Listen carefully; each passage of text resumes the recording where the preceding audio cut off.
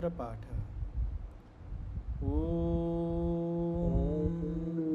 सहनाववतु सहनौ भुनक्तु सह वीर्यं करवावहै तेजस्विनावधीतमस्तु मा विद्विषावहै। ॐ शान्तिः शान्तिः शान्तिः।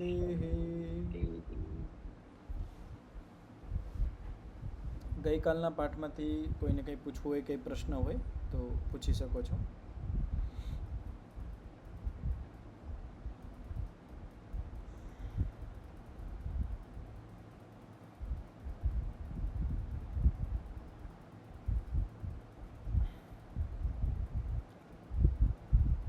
યોગ દર્શનનું ત્રીજું પાદ અને ત્રીજું પાદ વિભૂતિ પાદ છે.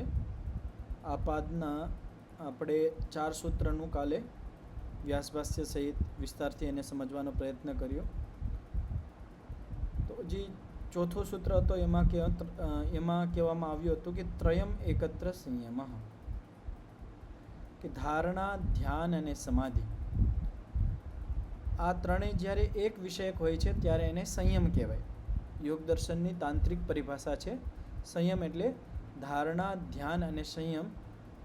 ધારણા, ધ્યાન અને સમાધિ આ ત્રણેય એક વિષયક હોવું, એક જ સ્થાને હોવું, એનું નામ છે સંયમ.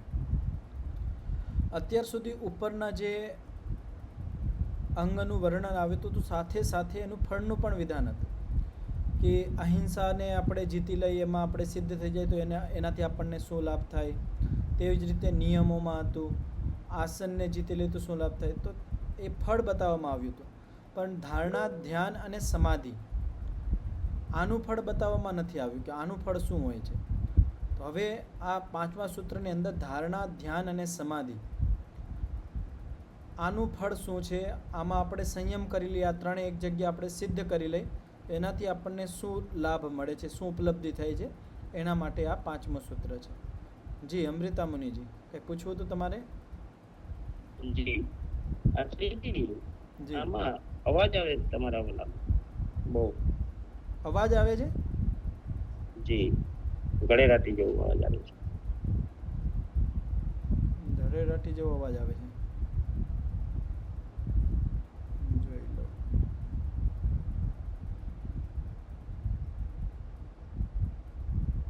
હજી પણ આવે છે? હા, પંખો કેમ હાલતો હોય અગર આમ ગળેરાટી બોલે અવાજ આવે. હા, એક મિનિટ, પંખો ઓલો કરાવી દો. પંખો ધીમે કરી દો.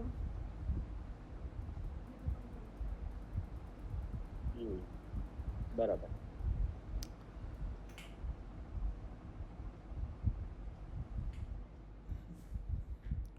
તો તજ્જયાત પ્રજ્યાલોક.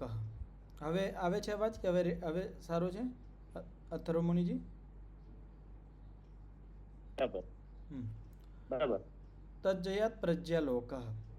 તો તજ્જયાત કે જ્યારે આપણે સંયમને જીતી લઈએ છીએ, સંયમ એટલે ધારણા, ધ્યાન અને સમાધિ આ ત્રણેય વસ્તુ જ્યારે એક વિષયક બની જાય છે તો એનાથી આપણને શું થાય છે? પ્રજ્યાલોક. જે આપણી પ્રજ્ઞા છે એમાં આલોક, પ્રકાશ થઈ જાય છે. તો સૂત્ર છે તજ્જયાત પ્રજ્યાલોક. તો સૂત્રનું ઉચ્ચારણ કરજો, માઇક ખોલી લેજો. તજ્જયાત પ્રજ્યાલોક.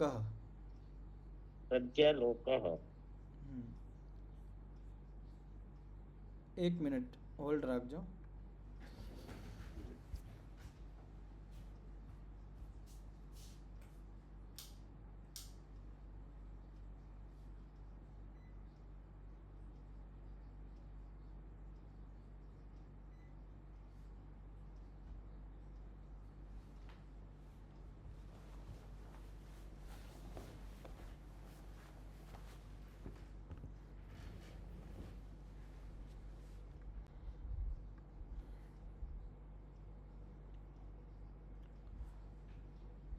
તો જ્યારે આપણે સંયમને જીતી લઈએ છીએ ત્યારે પ્રજ્ઞામાં, આપણી જે પ્રજ્ઞા છે એમાં આલોક, પ્રકાશ થઈ જાય છે. આ સૂત્રનું આપણે વ્યાસભાષ્ય જોઈએ.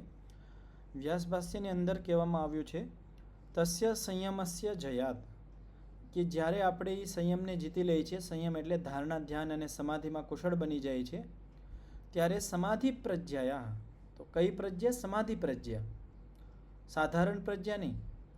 જે સમાધિયુક્ત પ્રજ્ઞા હોય, સમાધિ પ્રજ્ઞાયા ભવતી આલોક, સમાધિ પ્રજ્ઞાનો આલોક, સમાધિ પ્રજ્ઞા પ્રકાશિત થઈ જાય છે. યથા યથા સંયમ સ્થિર પદો ભવતી, જેમ જેમ આપણો જે સંયમ છે એ સ્થિર થતો જાય છે, તથા તથા સમાધિ પ્રજ્ઞા વિશારદી ભવતી, તેમ તેમ આપણી જે સમાધિ પ્રજ્ઞા છે એ વિશારદી ભવતી, વિસ્તૃત થતી જાય છે, પરિશુદ્ધ થતી જાય છે, નિર્મળ થતી જાય છે. તો અહીંયા સંયમનું ધ્યાન રાખવાનું. સંયમ એટલે ધારણા, ધ્યાન અને સમાધિ.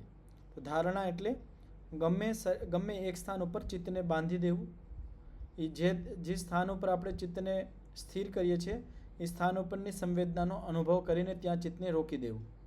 જ્યારે ચિત્ત સ્થિર થઈ જાય, ધારણા આપણી સ્થિર થઈ જાય, એ પછી એ જ સ્થાન ઉપર ગમે એ વિષયને લઈને એક ચિંતન ચાલુ કરીએ. પ્રકૃતિના પદાર્થ હોઈ શકે છે, મૂળ પ્રકૃતિ હોઈ શકે છે, આત્મા, પરમાત્મા, એનું ચિંતન ચાલુ કરવું, એનું નામ છે ધ્યાન. અને એ જ ધ્યાન કરતાં કરતાં કરતાં જ્યારે અર્થ માત્ર રહે છે, શબ્દ અને જ્યાં ત્યાંથી હટી જાય છે, અર્થ માત્ર જ્યાં રહે છે અને ધ્યેય વસ્તુ માત્ર ત્યાં રહે છે, ત્યારે એને કહેવાય સમાધિ. આ ત્રણેય જ્યારે એક વિષયક અને સ્થિર બની જાય છે એનું નામ છે સંયમ. અને આ ત્રણેય વસ્તુ આપણે નિરંતર રૂપથી પ્રતિદિન અભ્યાસ કરતાં કરતાં કરતાં જેમ જેમ આપણું આ સંયમ ત્રણેય વસ્તુ સ્થિર થતી જાય છે, તેમ તેમ આપણી જે બુદ્ધિ છે, સમાધિ પ્રજ્ઞા છે, એ વિસ્તૃત થતી જાય છે, પરિશુદ્ધ થતી જાય છે. અને આ જ પ્રજ્ઞા પછી આપણને આગળનો માર્ગ બતાવે છે.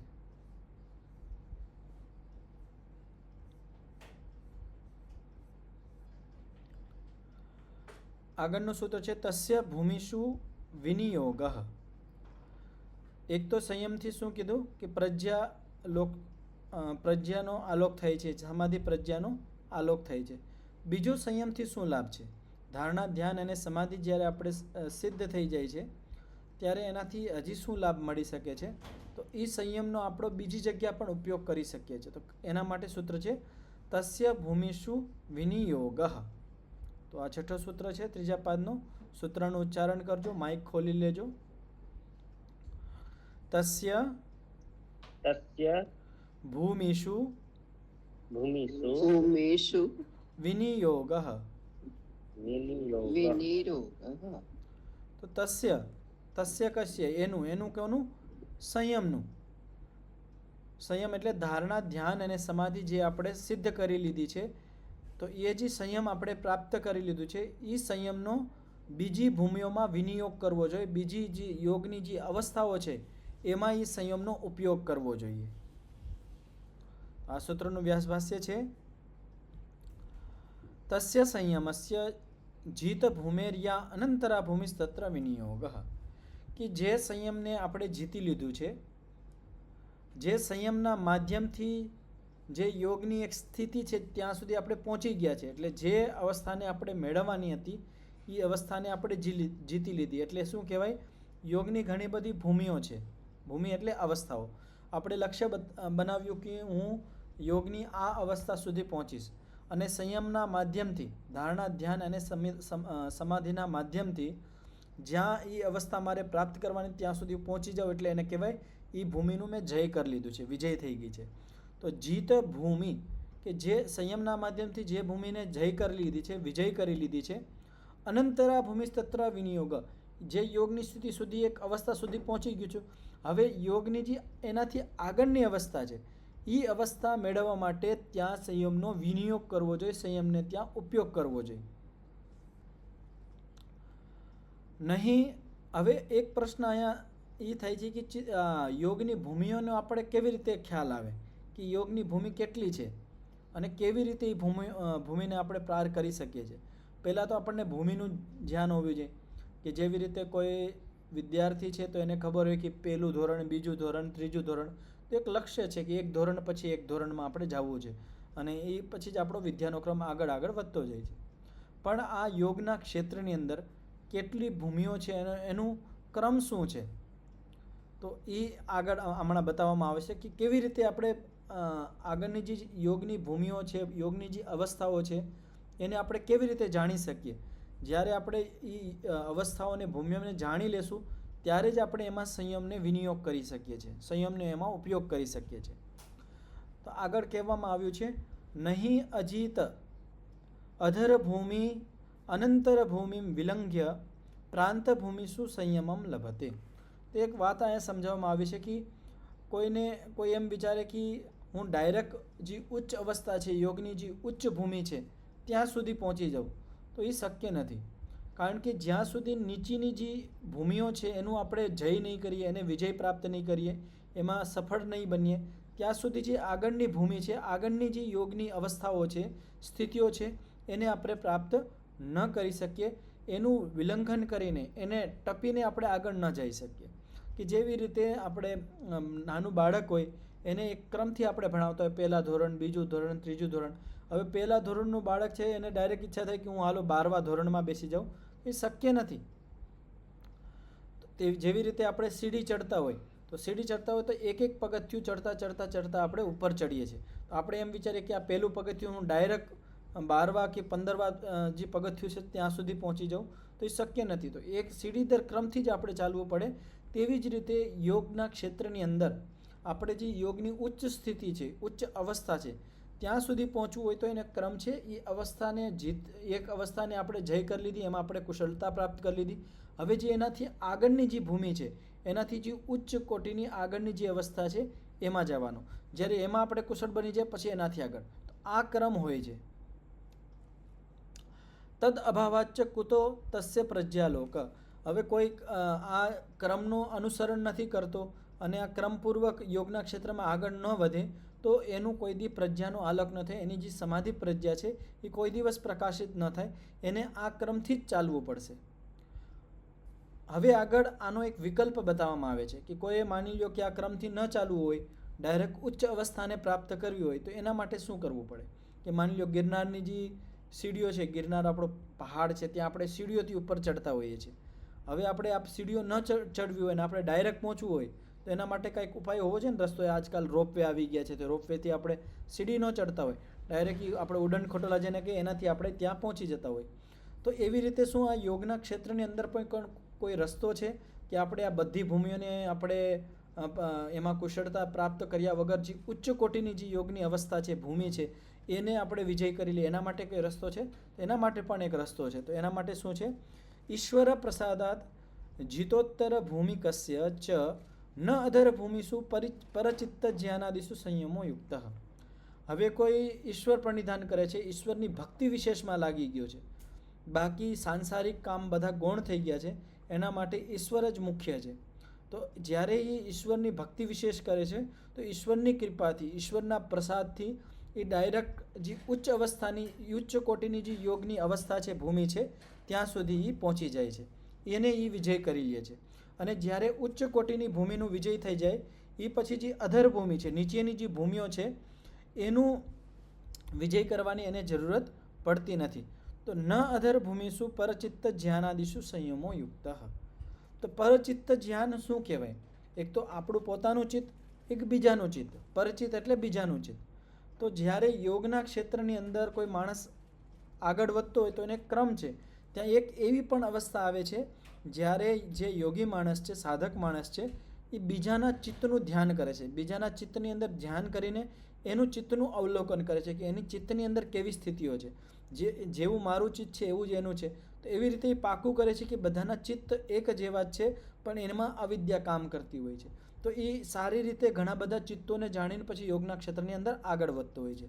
પણ અહીંયા કહેવામાં આવ્યું છે કે જે ઈશ્વરના પ્રસાદથી ચિત્ત યોગની ઉચ્ચ કોટીની અવસ્થાને પ્રાપ્ત થઈ જાય છે, તો આ જે અધરભૂમિ છે, અધરભૂમિ એટલે નીચલી અવસ્થા છે. નીચલી અવસ્થા કયો છે? એમાંથી એક અવસ્થાનું અહીંયા વર્ણન કરવામાં આવ્યું છે, પરચિત્ત જ્ઞાન. પરચિત્ત જ્ઞાન છે નીચલી અવસ્થા છે. આનાથી પણ ઊંચી અવસ્થામાં પહોંચી જાય તો આ જે નીચલી અવસ્થાઓ છે એમાં સંયમનો ઉપયોગ કરવાની જરૂર રહેતી નથી. કસ્માત આગળ પ્રશ્ન પૂછવામાં આવે છે કે શા માટે? તદર્થસ્ય અન્યત એવ અવગતત્વાત. કે ઈશ્વરના પ્રસાદથી જેવી રીતે ઉચ્ચ ભૂમિની, ઉચ્ચ કોટીની અવસ્થાની જેવી રીતે પ્રાપ્તિ થઈ ગઈ છે, તો તો જે નીચેની અવસ્થામાં જે મેળવવાનું હતું એ ઈશ્વરના કૃપાથી એને જ્ઞાન સ્વતઃ થઈ જાય છે, એનો પ્રજ્ઞાનો આલક થઈ જશે, પ્રજ્ઞા પ્રકાશિત થઈ જશે. તો જે નીચેની અવસ્થાઓ હતી એમાં જે એને જાણવાનું હતું એ આ ઉચ્ચ કોટીની અવસ્થાની અંદર સ્વતઃ જાણી લેશે. હવે એક વસ્તુ અહીંયા સમજાવવામાં આવે છે જે થોડીક વાર પહેલાં મેં કીધી હતી કે હવે આ તો પાક્કું થઈ ગયું કે યોગની ઘણી બધી ભૂમિઓ હોય છે, ઘણી બધી અવસ્થાઓ હોય છે, ઘણી બધી યોગની એવી સ્થિતિઓ હોય છે જે સ્થિતિઓને આપણે પ્રાપ્ત કરવાની હોય છે, જ્યાં સુધી આપણે પહોંચવાનું હોય છે.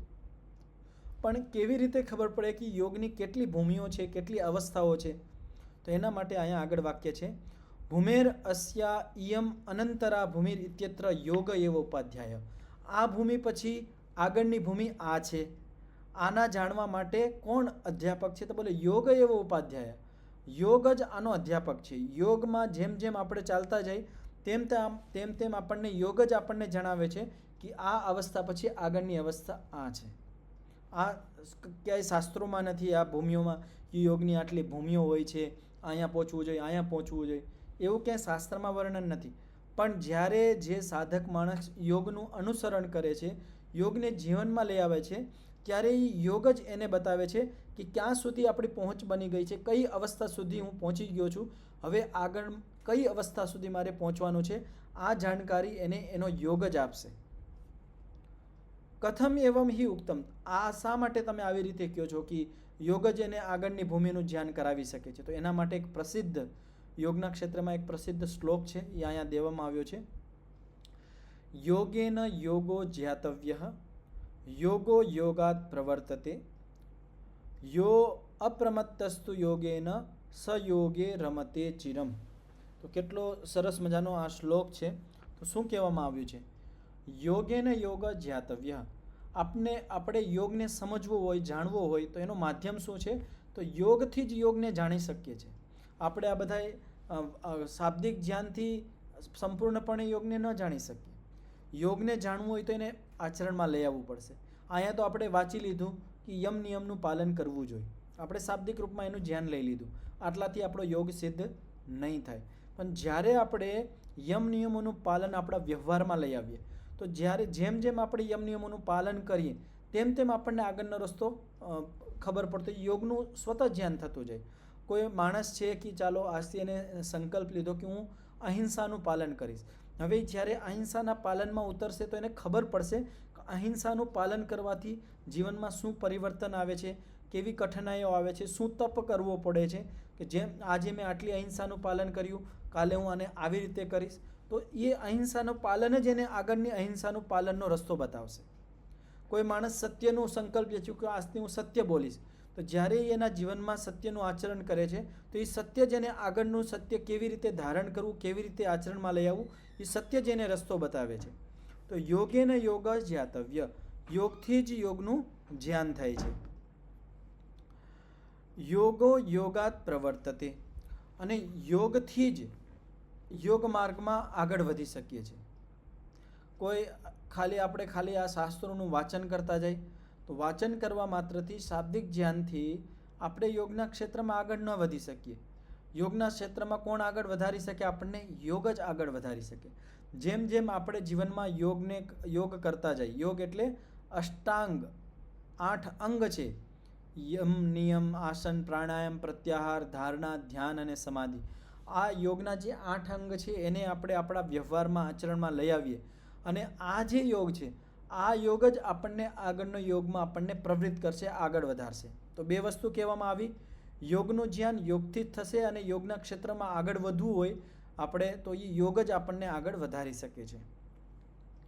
હવે આગળ શું કહેવામાં આવે છે? યો અપ્રમત્તસ્તુ યોગેન સ યોગે રમતે ચિરમ. હવે એક વસ્તુ સમજાવવામાં આવી છે કે જે સાધક માણસ યોગેન અપ્રમત્તસ્તુ યોગના ક્ષેત્રની અંદર પ્રમાદ રહિત થઈને યોગના ક્ષેત્રની અંદર વિચરણ કરે છે, સ યોગે રમતે ચિરમ. એ માણસ ચિરકાલ સુધી, લાંબા સમય સુધી યોગની અંદર રમણ કરી શકે છે, આનંદપૂર્વક યોગનું જીવન જી શકે છે. અત્યારે ઘણા બધા માણસો યોગના ક્ષેત્રમાં આવતા હોય છે, મહિનો 2 મહિના 3 મહિના થોડોક સમય નીકળે પછી એમાંથી એ કંટાળી જાય છે અને યોગના ક્ષેત્રને મૂકી દે છે. પણ અહીંયા જે માણસને યોગના ક્ષેત્રની અંદર આનંદપૂર્વક ચિરકાળ સુધી લાંબા સમય સુધી વિચરણ કરવું હોય, રમણ કરવું હોય, તો એના માટે શું કીધું છે? યોગથી યોગને જાણવું, યોગથી યોગના ક્ષેત્રમાં આગળ વધવું અને અપ્રમત્તસ્તુ, પ્રમાદ છોડીને. આપણા અંદર એટલો બધો પ્રમાદ ભરેલો હોય કે આપણે પ્રમાદના હિસાબે યોગને નજરઅંદાજ કરી દેતા હોય. આજે આપણે ઘણા બધા સંકલ્પ લઈ લીધો. આજે જમવાનો કંઈક આપણે સંકલ્પ લીધો કે આ હું આટલું જમીશ કે આટલું આવી રીતે ખાઈશ, પણ જ્યારે એ વસ્તુનું આલંબન સામે આવી જાય છે તો આપણે પ્રમાદી બની જાય છે અને યોગને છોડી દઈએ છીએ. આપણે જમવામાં છીએ, બોલવામાં છીએ, આ ઇન્દ્રિયોના જે વિષયો છે જ્યાં આપણે સંકલ્પ લીધા હોય તો એ પ્રમાદના હિસાબે આપણે એ સંકલ્પોને છોડી દઈએ છીએ, યોગને આપણે છોડી દઈએ છીએ. એટલા માટે આપણને યોગના ક્ષેત્રની અંદર આનંદ નથી આવતો અને યોગના ક્ષેત્રની અંદર આપણે ટકી નથી શકતા. યોગના ક્ષેત્રની અંદર ટકવું હોય અને આનંદપૂર્વક વિચરણ કરવું હોય તો પ્રમાદ રહિત, પ્રમાદ છોડીને યોગ કરવો પડશે. પ્રમાદ છોડીને એટલે સજગ થઈને સાવધાનીપૂર્વક યોગના જે 8 અંગ છે, યમ નિયમ, અહિંસા, સત્ય, અસ્તેય, બ્રહ્મચર્ય, પરિગ્રહ અને નિયમ, આ બધા જે યોગના જે 8 અંગ છે એનું શ્રદ્ધાપૂર્વક એનું પાલન કરવું, નિત્ય પ્રતિપાલન કરવું, એને આચરણમાં લઈ આવવું. તો જેમ જેમ આપણે પ્રમાદ રહિત થઈને યોગનું પાલન કરશું તેમ તેમ યોગના ક્ષેત્રની અંદર આપણો આનંદ વધતો જશે અને આપણે લાંબા સમય સુધી યોગના ક્ષેત્રની અંદર ટકી શકશું અને આપણે એમાં સફળતા પ્રાપ્ત કરી શકશું. તો આ સંયમનો ઉપયોગ છે કે જે સંયમ આપણે પ્રાપ્ત કરી લીધો છે ધારણા, ધ્યાન અને સમાધિમાં, જેટલું પણ આપણે ટકી શકતા હોય, જેટલા સમય સુધી આપણે સંયમને રાખી શકતા હોય, એ સંયમને આ ભૂમિમાં આ અવસ્થા સુધી પહોંચી ગયા પછી એ સંયમને આગળની જે ભૂમિ છે એમાં ઉપયોગ કરવાનો. એ પ્રાપ્તિ કરવા માટે, એ અવસ્થાને વિજય કરવા માટે આપણે એ સંયમનો ઉપયોગ કરવાનો. તો આ સૂત્ર અહીંયા પૂર્ણ થઈ ગયું છે. આમાં કોઈને કંઈ પૂછવું હોય, કંઈ પ્રશ્ન હોય તો પૂછી શકો છો.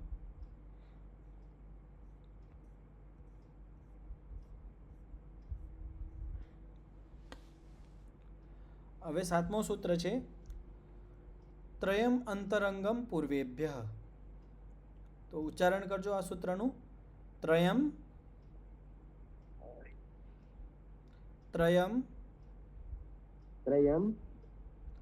અંતરંગમ પૂર્વેભ્ય. તો આ ત્રણેય વસ્તુ અંતરંગ છે પૂર્વના હિસાબથી. તો 3 વસ્તુ કઈ? ધારણા, ધ્યાન અને સમાધિ. આ અંતરંગ છે. અંતરંગ એટલે સમીપસ્થ છે, પાસે છે, અને બહિરંગ એટલે બહારના અંગ છે, થોડાક દૂર છે. જેમ આપણે કહીએ ને, આપણે કપડાં પહેરતા હોય તો આપણા આ છે, આ બહારના કપડાં છે, અને આપણે જે ગંજી બન્યાને એવું બધું અંદર પહેરતા હોય આપણે કહીએ અંદરના વસ્ત્રો છે. તો તેવી જ રીતે બહારના અંગો અને અંતરંગના સાધનો.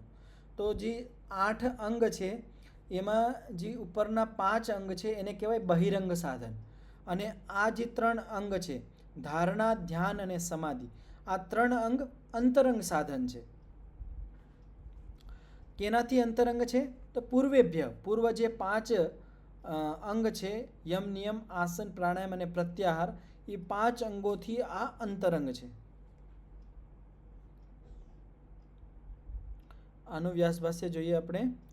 તો વ્યાસભાષ્ય છે તદ એતદ ધારણા, ધ્યાન, સમાધિ ત્રયમ અંતરંગમ સંપ્રજ્ઞાતસ્ય સમાધે. તો ધારણા, ધ્યાન અને સમાધિ આ ત્રણેય અંતરંગ સાધન છે. કોના? સંપ્રજ્ઞાત સમાધિના. હવે એક વસ્તુ અહીંયા સમજવા જેવી છે કે સંપ્રજ્ઞાત સમાધિનું આપણે અંતરંગ કહીએ છીએ અને સમાધિ આની અંદર પણ છે કે જે વસ્તુ સાધન છે એ સાધ્ય કેવી રીતે બની શકે. આ ધ્યાનથી સમજજો કે સમાધિથી સમાધિ પ્રાપ્ત કેવી રીતે કરી શકીએ. કે ધારણા, ધ્યાન અને સમાધિથી સંપ્રજ્ઞાત સમાધિની પ્રાપ્તિ થઈ. આ વાક્ય તો આપણને અનુકૂળ નથી લાગતું. સમાધિને તો આપણે પ્રાપ્ત કરવાના છીએ, એ સાધ્ય છે. તો આપણે સમાધિને સાધન રીતે કેવી રીતે ઉપયોગ કરી શકીએ? તો આને કેવી રીતે સમજવાનું કે જે સંપ્રજ્ઞાત સમાધિ છે એ 4 પ્રકારની હતી: વિતર્કાનુગત, વિચારાનુગત, આનંદાનુગત અને અસ્મિતાનુગત. તો વિતર્કાનુગત જે સંપ્રજ્ઞાત સમાધિ છે એ અંતરંગ સાધન છે. કોનું? વિતર્ક પછી ગયું હતું, વિતર્ક પછી વિચારાનુગત. તો વિચારાનુગત સંપ્રજ્ઞાત સમાધિની પ્રાપ્તિ માટે વિતર્કાનુગત સંપ્રજ્ઞાત સમાધિ અંતરંગ સાધન બનશે. તેવી જ રીતે આનંદાનુગત સંપ્રજ્ઞાત સમાધિની પ્રાપ્તિ માટે વિતર્ક અને વિચારાનુગત આ બંને સંપ્રજ્ઞાત સમાધિ એનું અંતરંગ સાધન બનશે. તેવી જ રીતે અસ્મિતાનુગત જેની અંદર આપણે આત્માનો પોતાનો આપણે સાક્ષાત્કાર કરીએ છીએ આ સંપ્રજ્ઞાત અસ્મિતાનુગત સંપ્રજ્ઞાત સમાધિ માટે વિતર્કાનુગત વિચારાનુગત અને આનંદાનુગત આ ત્રણેય સમાધિ એનું અંતરંગ સાધન છે. તો આવી રીતે આપણે અહીંયા સમાધિને આ જે ધારણા ધ્યાન અને સમાધિને સાધન રૂપમાં જોઈ શકીએ છીએ. તો ધારણા ધ્યાન સમાધિ ત્રયમ અંતરંગમ સંપ્રજ્ઞાતસ્ય સમાધિ. તો સંપ્રજ્ઞાત સમાધિની પ્રાપ્તિ માટે આ ત્રણેય અંતરંગ સાધન છે. અંતરંગ એટલે એ આ સમાધિની બિલકુલ પાસેના સાધનો છે અને અંતરંગ સાધન માટે બહિરંગ સાધન અનિવાર્ય છે. યમ નિયમ આસન પ્રાણાયામ પ્રત્યાહાર આ જે 5 બહિરંગ સાધન છે એ અનિવાર્ય રૂપથી કરવા પડે. એમાં જ્યારે આપણે સફળ બની જાય ત્યાર પછી આ 3 અંતરંગ સાધનને આપણે પ્રાપ્ત કરવા પડે અને આ 3 સાધનોના માધ્યમથી આપણે સંપ્રજ્ઞાત સમાધિ સુધી પહોંચી શકીએ છીએ. સંપ્રજ્ઞાત સમાધિ પૂર્વેભ્ય યમાદિભ્ય પંચભ્ય. તો આ શું કહેવામાં આવ્યું? પૂર્વમાં જે 5 યમ નિયમ આસન પ્રાણાયામ અને પ્રત્યાહાર આ 5 જે અંગ છે પૂર્વમાં જેનું વર્ણન કરવામાં આવ્યું છે એનાથી આ 3 ધારણા ધ્યાન અને સમાધિ અંતરંગ સાધન છે સંપ્રજ્ઞાત સમાધિ માટે. તો પંચભ્ય સાધનેભ્ય ઇતિ. તો આ સૂત્ર બધાને સ્પષ્ટ થઈ ગયું? આમાં કોઈને કંઈ પૂછવું હોય તો પૂછી શકો છો. બહિરંગ સાધનો કયા કયા છે અથર્વ મુનિજી? બહિરંગ સાધનોમાં કયા કયા આવશે અથર્વ મુનિજી? જી બહિરંગ સાધનો યમ નિયમ ધારણા નહીં. અમૃતા મુનિજી? હા અમૃતા મુનિજી બતાવશે. માઇક ખોલી લેજો. યમ નિયમ આસન પ્રાણાયામ પ્રત્યાહાર. હા તો આ 5 છે ને એ અંતરંગ બહિરંગ સાધન છે. બહિરંગ સાધન કયા કયા છે? યમ નિયમ આસન પ્રાણાયામ અને પ્રત્યાહાર આ બહિરંગ સાધન છે. અંતરંગ સાધન કયા કોને કહેવાય? અંતરંગ સાધન સંપ્રજ્ઞાત સમાધિની પ્રાપ્તિ માટે અંતરંગ સાધન કયા છે ચંદનભાઈ? ધ્યાન ધારણા અને સમાધિ. જી ધ્યાન ધારણા અને સમાધિ. તો અહીંયા મેં હમણાં એક વસ્તુ સમજાવી હતી કે જે સમાધિ છે એ સમાધિ પ્રાપ્તિમાં સાધન કેવી રીતે બની શકે છે? સમાધિ તો સાધ્ય છે, પ્રાપ્ત કરવાનું છે. તો સમાધિ હજી પ્રાપ્ત નથી થઈને એમાં સમાધિ આપણે સાધન તરીકે કેવી રીતે ઉપયોગ કરી શકીએ છીએ? જેને આ વસ્તુ સમજાણી હોય હાથ ઊંચો કરી શકો છો. કે સમાધિ હજી પ્રાપ્ત થઈ નથી, સમાધિ આપણે પ્રાપ્ત કરવાની છે, તો આપણે સમાધિને સાધન કેવી રીતે બનાવી શકીએ? હા પ્રિયંકાબેન. સમાધિમાં તો જે તમે હમણાં કીધું કે એક તો આ સંપ્રજ્ઞાત સમાધિની વાત છે. અસંપ્રજ્ઞાત સમાધિ સુધી તો હજી પહોંચવાની બાકી છે. અને સંપ્રજ્ઞાત સમાધિમાં પણ જે તમે જે 4 પ્રકાર કીધા વિપર્યય, વિતર્કાનુગાત, વિચારાનુગાત, અસ્મિતાનુગાત, તો એ બધામાં પણ એ ત્યાં સુધી પહોંચવા માટે પણ આ એક પહેલા તો એનો અંતરંગ સાધન જ થશે. તો બીજાને મેળવવા માટે પહેલું એનું અંતરંગ સાધન હશે, ત્રીજાને મેળવવા માટે પહેલું અને બીજું એનું અંતરંગ સાધન હશે. એટલે વિતર્કાનુગત સંપ્રજ્ઞાત સમાધિ છે એ સાધન બનશે વિચારાનુગતનું, અને વિતર્ક અને વિચાર આ બંને સમાધિ સાધન બનશે આનંદાનુગત. વિતર્ક, વિચાર અને આનંદ આ ત્રણેય જે સમાધિ છે એ બનશે અસ્મિતાનુગત સમાધિ માટે સાધન. આ રીતે આપણે ઘટાડી શકીએ છીએ.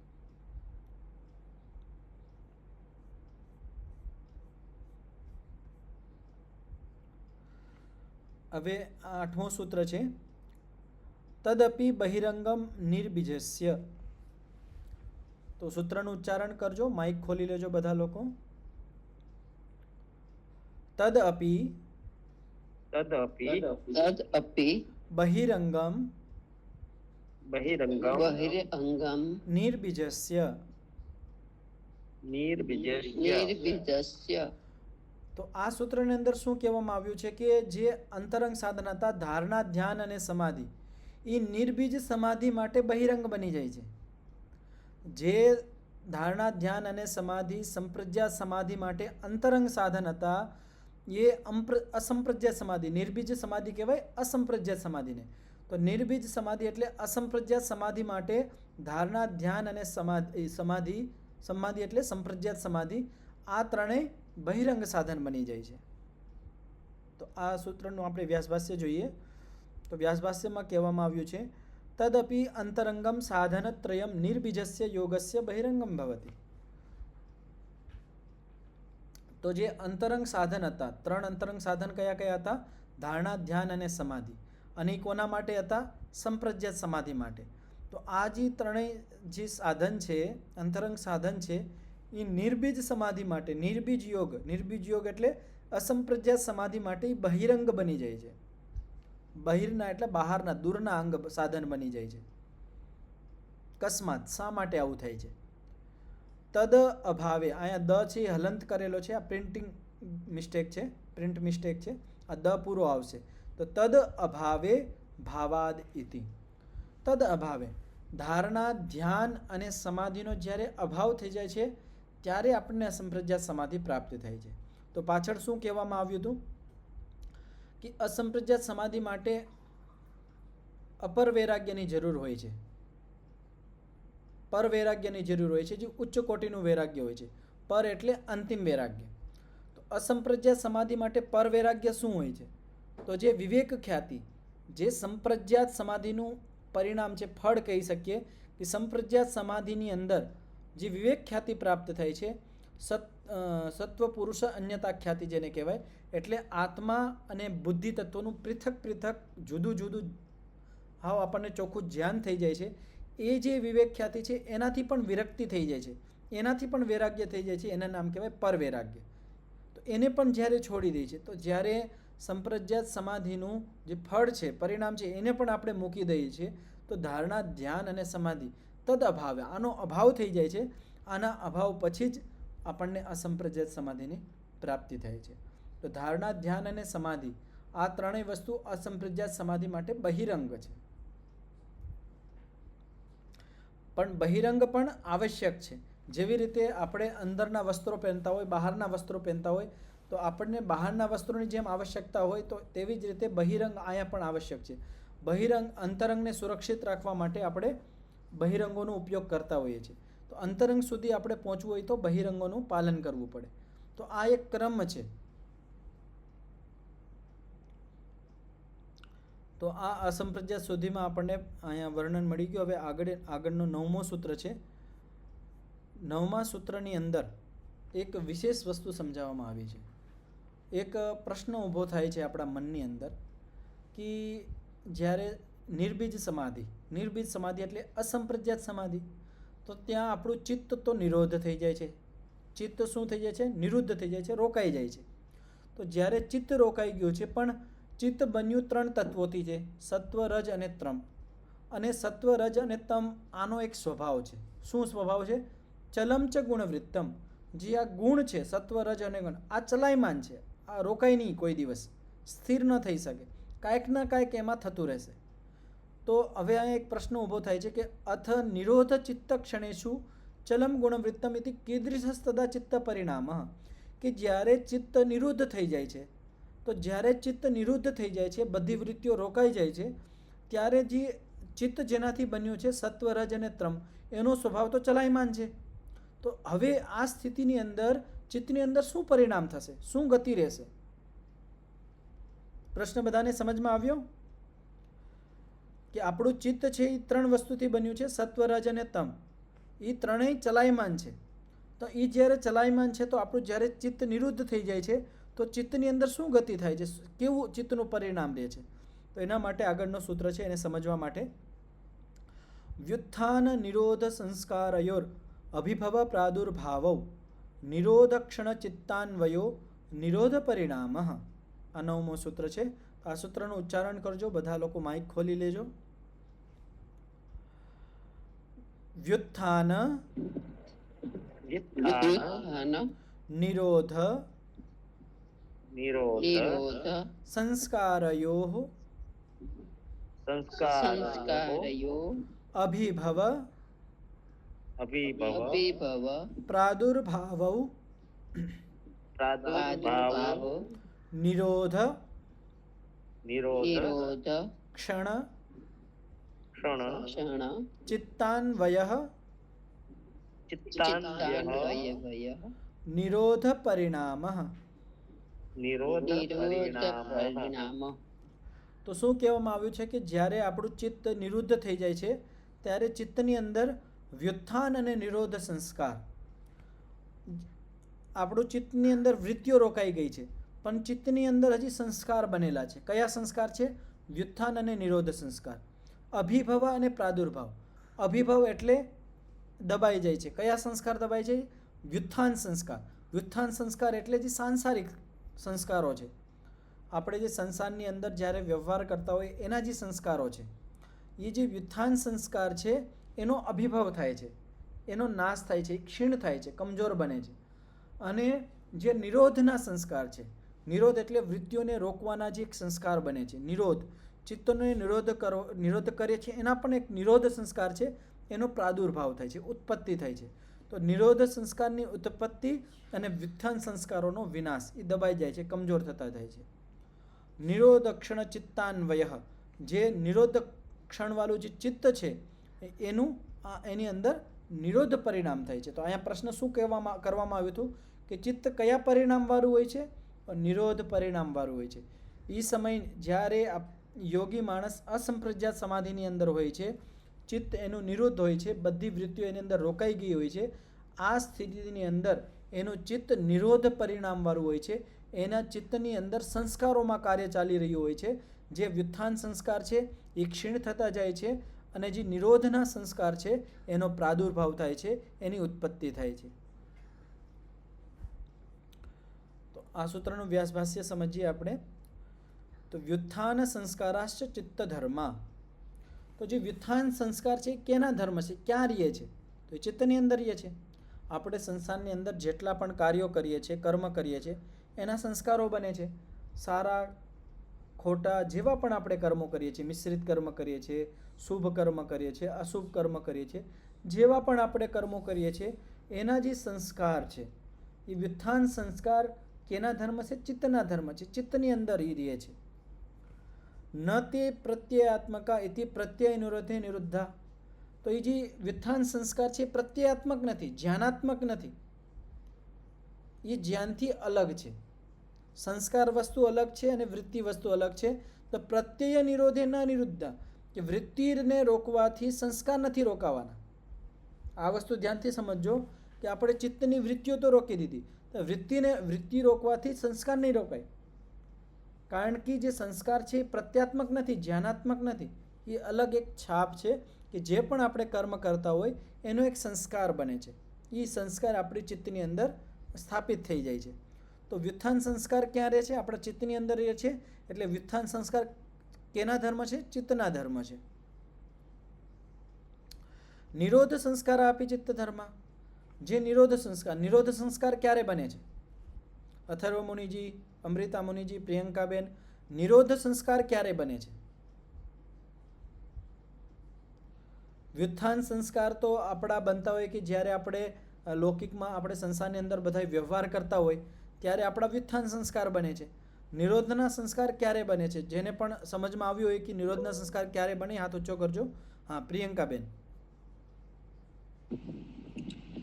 સંપ્રજ્ઞાત સમાધિ વખતે નહીં, અસંપ્રજ્ઞાત સમાધિ વખતે. નિરોધ સંસ્કાર ક્યારે બને? જ્યારે આપણે ચિત્તને નિરોધ કરી દઈએ છીએ. અસંપ્રજ્ઞાત સમાધિ. તો જ્યારે આપણે ચિત્તને નિરોધ કરી દઈએ છીએ, ચિત્તને રોકી દઈએ છીએ, ચિત્તની અંદર જે વૃત્તિઓ છે એનો નિરોધ કરી દઈએ છીએ, તો હવે જ્યારે ચિત્ત રોકાઈ ગયું છે, નિરુદ્ધ થઈ ગયું છે, અસંપ્રજ્ઞાત સમાધિની અંદર યોગી માણસ જ્યારે પહોંચી જાય છે ત્યારે જે ચિત્ત સ્થિર થઈ ગયું છે, નિરુદ્ધ થઈ ગયું છે, એ ચિત્તની અંદર સંસ્કારોનું કામ ચાલુ રહેશે અને શું સંસ્કારો બનશે? નિરોધ સંસ્કારનો પ્રાદુર્ભાવ થશે. અને વ્યુત્થાન સંસ્કાર ક્યારે બનતા હોય? કે આપણે સંસારની અંદર જે પણ કાર્ય કરતા હોય, શુભ અશુભ મિશ્રિત કર્મો કરતા હોય અને સંપ્રજ્ઞાત સમાધિ સુધી જે પણ આપણા અંદર સંસ્કાર બનતા હોય એને કહેવાય વ્યુત્થાન સંસ્કાર.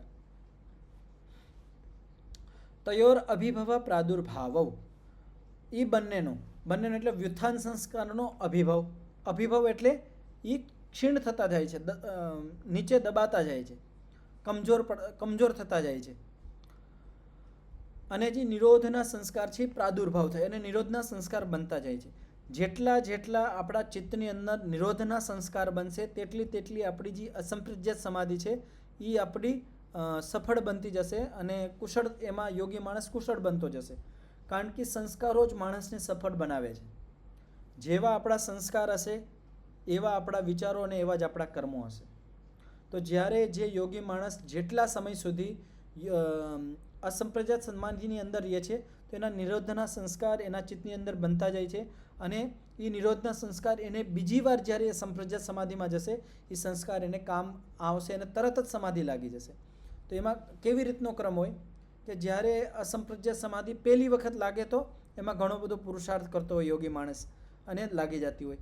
હવે એના થોડા ઘણા સંસ્કાર બની જાય. હવે જ્યારે બીજી વખત એ અસંપ્રજ્ઞાત સમાધિમાં જ્યારે બેસવા જશે તો જે નિરોધના સંસ્કાર એના ચિત્તમાં બની ગયા હતા એ નિરોધના સંસ્કાર એનો સહાય કરશે, એનો સહયોગ કરશે, એની મદદ કરશે.